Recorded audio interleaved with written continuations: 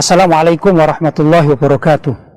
Alhamdulillah, wassalatu wassalamu ala rasulillah Sayyidina Muhammad ibn Abdillah wa ala alihi wa sahbihi wa man wala wa la hawla wa la quwata illa billah, amma ba'd.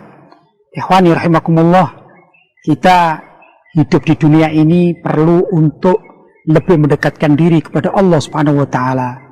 Terlebih hidup di zaman sekarang, zaman yang sudah akhir, zaman yang semakin mengalami kerusakan-kerusakan, baik itu kerusakan yang sifatnya hakiki seperti ekosistem, alam, banjir, dan segala macam itu, kerusakannya luar biasa, juga kerusakan akidah dan akhlak. Apa itu akidah yang menyekutukan Allah Subhanahu wa taala, akidah yang menentang syariat Allah Subhanahu wa taala, atau juga akhlak yang mana sudah banyak di antara kita umat Islam sendiri melanggar aturan-aturan syariat, misalnya maraknya perjudian, prostitusi, atau juga korupsi, pencurian. Ini sudah marak sekali di sekeliling kita. Karena itu, mari kita menata hati kita agar kita senantiasa dekat dengan Allah Subhanahu wa taala, senantiasa beribadah kepada Allah Subhanahu wa taala. Terutama memang adalah kepentingan kita membersihkan hati kita. Jangan sampai hati kita ini dirasuki oleh rasa dengki, rasa iri, hasud kepada orang-orang yang ada di sekeliling kita, saudara kita, tetangga kita, handetolan kita. Karena rasa dengki ini luar biasa, termasuk penyakit yang sangat susah untuk disembuhkan. Bahkan termasuk jahat-jahatnya penyakit hati adalah iri dan dengki. Diriwayatkan suatu saat terjadilah peristiwa bahwa iblis itu bertamu ke rumah Fir'aun. Tatkala ketok pintu, tok-tok-tok barangkali demikian, maka Fir'aun bertanya, siapa itu? Kemudian iblis mengatakan, hai Fir'aun, kalau engkau ini mengaku sebagai Tuhan, tentu engkau tahu siapa diriku. Kemudian Fir'aun mengatakan, engkau adalah yang terlaknat di dunia dan akhirat. Maksudnya adalah iblis. Nah, kemudian terjadilah dialog di antara iblis dengan Fir'aun tersebut. Maka Fir'aun bertanya, wahai iblis, sebagaimana engkau ketahui, siapakah kira-kira orang yang paling jahat di dunia ini?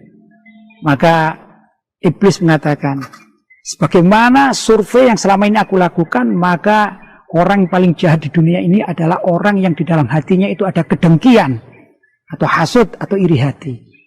Fir'aun mengatakan, kok bisa begitu? Maka iblis bercerita, dulu aku mempunyai seorang teman. Nah, temanku ini mempunyai hati yang sangat mendengki. Dia mempunyai seorang tetangga yang kebetulan memelihara seekor sapi yang gemuk sehat. Kemudian datanglah temanku ini kepadaku. Dia mengatakan, wahai sahabatku iblis, apakah aku bisa minta tolong kepadamu? Maka iblis mengatakan, kehendak apa yang ingin kamu lakukan atau kamu harapkan dariku? Maka orang tersebut mengatakan, aku ingin engkau membunuh sapi dari tetanggaku ini. Aku tidak senang sekali melihat sapinya itu gemuk. Kemudian iblis mengatakan, wah, kalau urusan bunuh-membunuh ini bukan wilayahku, kata iblis. Apakah bisa? Aku ganti saja. Engkau aku beri 10 ekor sapi. Nah, daripada hanya engkau minta untuk membunuh sapi milik tetanggamu, kan engkau untung. Apa jawaban si pendengki ini?